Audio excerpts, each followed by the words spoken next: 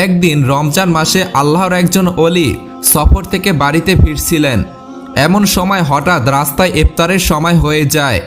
তিনি তখন তাড়াহুড়া করে একটি বাড়িতে গিয়ে উঠলেন এবং একজন সুন্দরী মেয়েকে দেখে তাকে সম্বোধন করে বললেন, হে মুসলিম বোন, আমি একজন রোজাদার ভ্রমণ থেকে বাড়িতে ফিরছিলাম।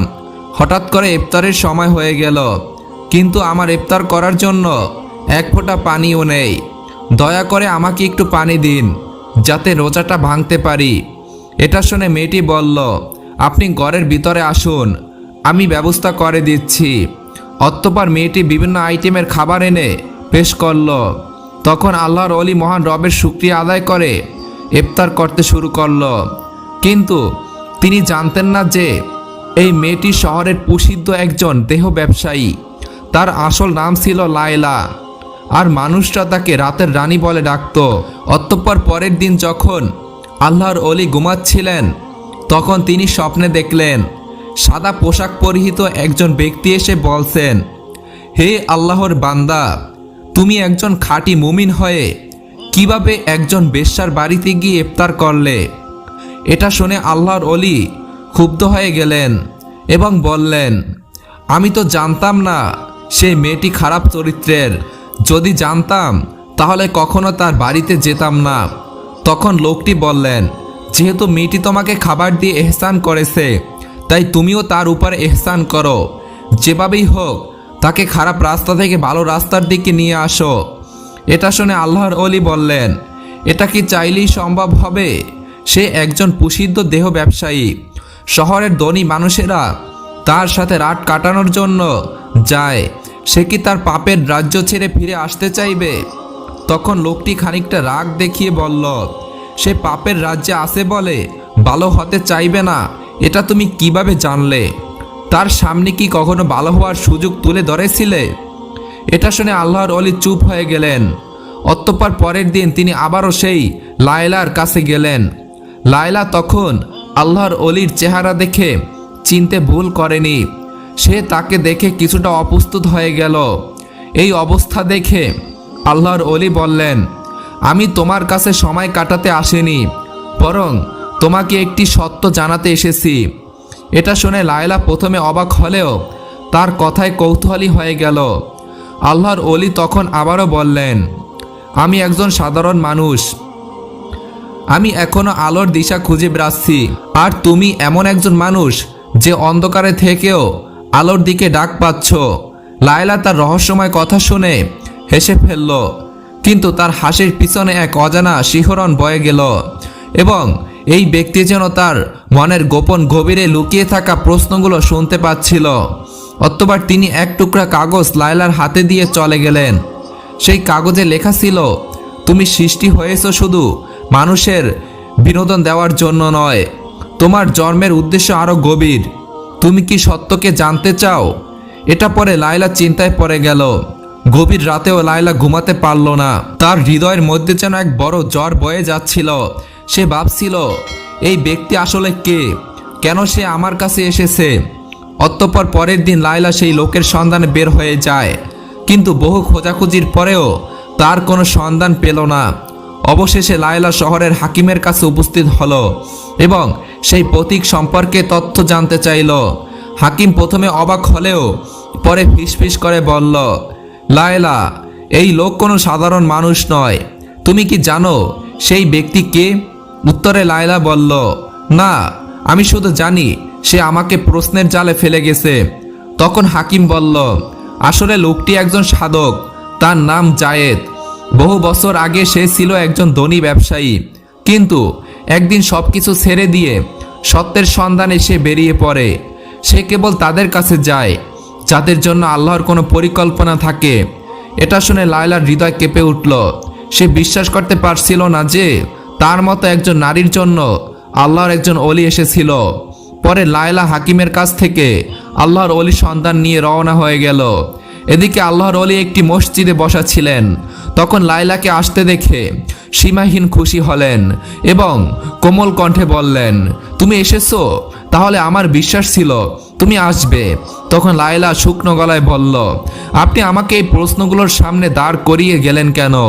এটা শুনে আল্লাহর ওলি হেসে বললেন, কারণ তুমি জানো তুমি শুধু এক রাতের সৌন্দর্য হওয়ার জন্য জন্মাওনি, বরং আল্লাহ তাআলা তোমাকে সৃষ্টি করেছেন ঘরের রানী হিসাবে।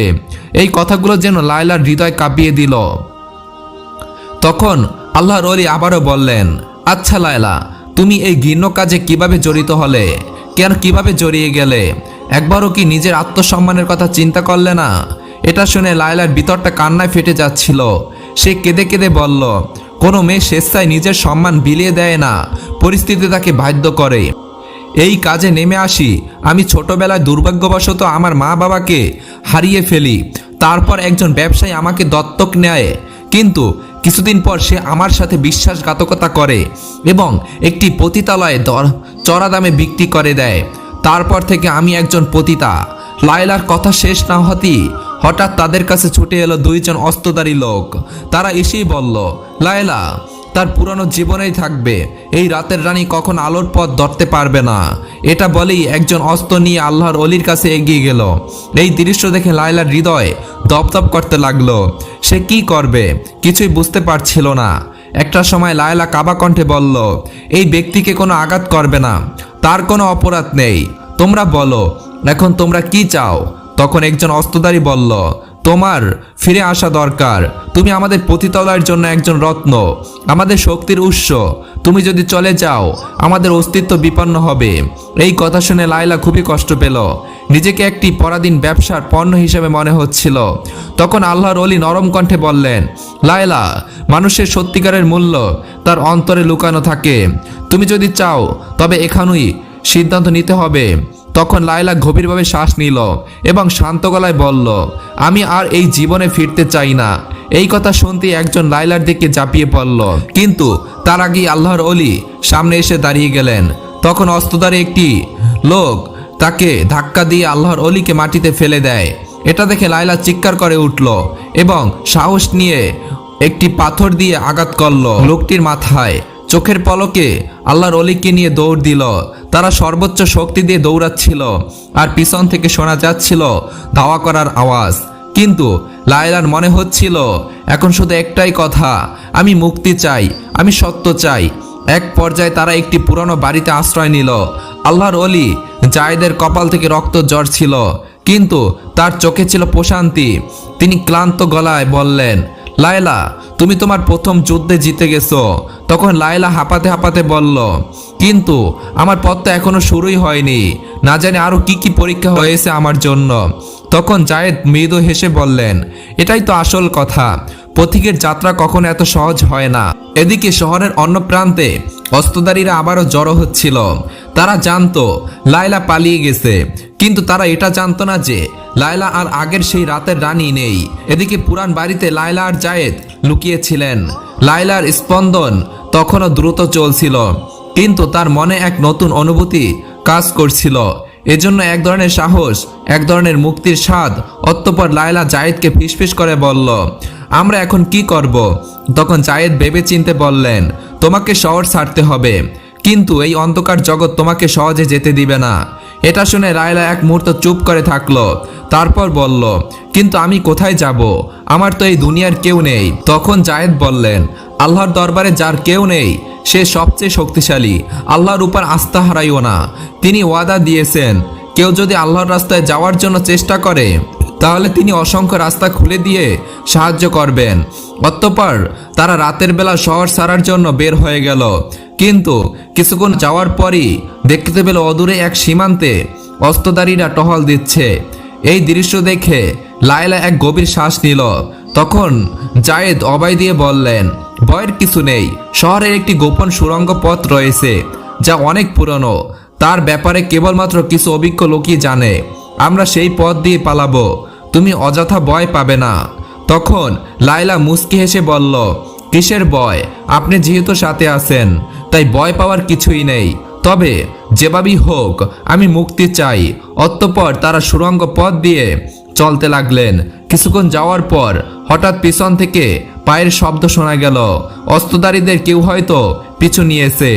জায়েদ তখন লায়লার দিকে তাকিয়ে বললেন, এবার তোমার উপর নির্ভর করছে লায়লা, তুমি কি সত্যের পথে এগোবে নাকি আবার অন্ধকারে ফিরে যাবে?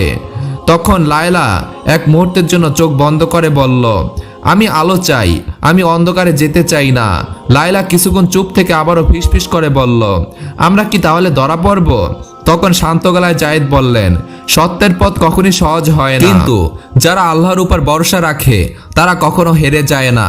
এভাবে চলতে চলতে সুড়ঙ্গ পথের ওই পাশে গিয়ে দেখলো সামনেই রয়েছে একটি লোহার দরজা, যা কেবলমাত্র বাহির থেকে খোলা যায়। এটা দেখে লায়লা নিরাশ হয়ে বলল, এখন কি হবে? পিছন থেকে অস্ত্রধারীদের দাওয়ার শব্দ আসছে। তখন আল্লাহর ওলি জায়েদ দোয়া পড়ে ধীরে ধীরে দরজার একটি অংশে বিসমিল্লাহ বলে ধাক্কা দিলেন। সঙ্গে সঙ্গে দরজাটি দপাস করে মাটিতে পড়ে গেল। তখন তারা আলহামদুলিল্লাহ বলে বের হয়ে আসলেন। তখন লায়লার হৃদয়ে কোরআনের একটি আয়াতের কথা মনে হচ্ছিল। সেখানে বলা হয়েছে, যারা আমার পথে সংগ্রাম করে আমি অবশ্যই তাদের জন্য আমার পথ খুলে দেব। অতঃপর তারা ক্লান্ত শরীরে মরুভূমির পথে দৌড়াতে লাগে, আর একটু সামনে গেলে হয়তো তারা তাদের নাগালের বাইরে চলে যাবে। এমন সময় লায়লা পিছন থেকে একটি আওয়াজ শুনতে পেল। পিছনে তাকিয়ে দেখতে পেল অস্ত্রধারীদের একটি তীর জায়েদের দিকে ছুটে আসছে।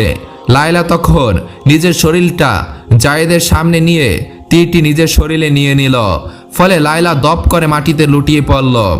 তখন জায়েদ বিস্মিত হয়ে চিৎকার করে তার দিকে তাকিয়ে দেখলেন যে রক্তে তার জামা কাপড় ভিজে গেছে, কিন্তু লায়লার চোখে ছিল প্রশান্তি। সে বলছিল, আমি এখন মুক্ত, আমি অন্ধকার থেকে বেরিয়ে এসেছি। ঠিক তখন ওই মরুভূমির গভীর থেকে কয়েকজন রহস্যময় মানুষ এসে হাজির হলো। তাদের একজন জায়েদের কাঁধে হাত রেখে বলল, তোমরা সত্যের পথের যাত্রী, তাই আল্লাহ তাআলা আমাদেরকে পাঠিয়েছেন তোমাদের সাহায্য করার জন্য। অতঃপর তারা লায়লাকে একটি উটের পিঠে বসিয়ে দিল। তখন জায়েদ বিস্মিত হয়ে তাকিয়ে বললেন, তোমরা কে? উত্তরে একজন বলল, আমরা সেই পথিক যারা আলোর দিশা খুঁজে বেড়ায়, এবং আজ থেকে লায়লা আমাদের একজন। এদিকে অস্ত্রধারীরা দূর থেকে সেই অদ্ভুত পথিকদেরকে দেখে তারা দাঁড়িয়ে গেল, তারা আর এগিয়ে সামনে এলো না। অতঃপর 3 দিন 3 রাত ধরে চলার পর তারা একটি ছোট গ্রামে গিয়ে উপস্থিত হলেন। লায়লা তখন ফিসফিস করে বলল, আমরা কোথায় এসেছি? উত্তরে পথিকদের একজন বললেন, এটা হলো আশ্রয়স্থল, সত্য সন্তানকারীদের জন্য একটি গোপন স্থান। অতঃপর লায়লা যখন গ্রামের ভিতরে প্রবেশ করলো, তখন একজন বৃদ্ধা সামনে এসে বললেন, তুমি তো সেই মেয়ে যে অন্ধকারে থেকে বেরিয়ে আসতে চেয়েছিলে। লায়লা তখন মাথা নিচু করে বলল, আমি জানি না আমি কি সত্যি এই জীবনের যোগ্য কিনা। তখন বৃদ্ধা হেসে বললেন, আল্লাহর রহমত সব পাপের চেয়ে বড়, তুমি শুধু শুরু করো। অতঃপর লায়লা সেখানে নতুনভাবে জীবন শুরু করলো। আল্লাহর বাণী মানুষের কাছ থেকে শিখা আরম্ভ করলো। অতঃপর একদিন জায়েদ তার কাছে গিয়ে বললেন, এখন থেকে তুমি শুধু লায়লা নও, তুমি একজন আল্লাহর নতুন দাসী। এটা শুনে লায়লা একটি শ্বাস ফেলল, কোনো কিছুই বলল না। তখন জায়েদ তাকে বললেন, লায়লা তুমি কি এখনো ভাবছো? তখন লায়লা উত্তর দিল, আমি ভাবছি সত্যিকারের মুক্তি আসলে কি? তখন জায়েদ হেসে বললেন, মুক্তি তখনই আসে যখন তোমার রবকে নিজের থেকে বেশি ভালোবাসতে শিখবে। এটা শুনে লায়লার চোখে ভিজে গেল এবং বলল, তাহলে কি আমি সত্যি নতুন করে শুরু করতে পারবো? উত্তরে জায়েদ বললেন, নিশ্চয়ই, কারণ আল্লাহ তাআলা যার অন্তরকে খুলে দেন তার কেউই আর কখনো বন্ধ করতে পারে না। অতঃপর একদিন লায়লা একটি গাছের নিচে বসে কোরআন পড়ছিল। এমন সময় জায়েদ তার কাছে এসে বললেন, লায়লা আমরা দীর্ঘ সময় একে অপরের পাশে থেকেছি, তোমার সাথে এই যাত্রা শুরু করা আমার জীবনের অন্যতম শ্রেষ্ঠ সম্মান, কিন্তু এখন আমি তোমাকে একটি প্রশ্ন করতে চাই। লায়লা তখন হেসে বলল, ঠিক আছে বলুন, কি বলতে চান? তখন জায়েদ বললেন, তুমি কি আমার সাথে আল্লাহর পথে এই জীবনের বাকি সময়টি কাটাতে চাও? এই কথা শুনে লায়লার চোখে পানি ঢলমল করতে লাগলো। তার হৃদয় এক অদ্ভুত শান্তি অনুভূত হচ্ছিল এবং সে বলল, আমি অবশ্যই চাই, আমি চাই আল্লাহর পথে আমাদের এই পথ চলা অব্যাহত থাকুক এবং আপনি আমার জীবনের অংশ হয়ে যান।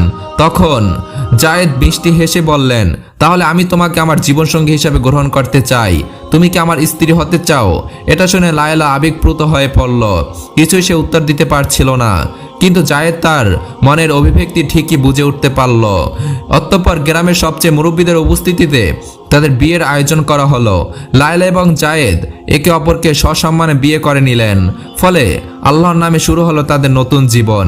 প্রিয় বন্ধুগণ, ভিডিওটি ভালো লাগলে একটি লাইক দিবেন এবং এরকম ভিডিও পেতে আমাদের চ্যানেলটি সাবস্ক্রাইব করে পাশে থাকা বেল আইকন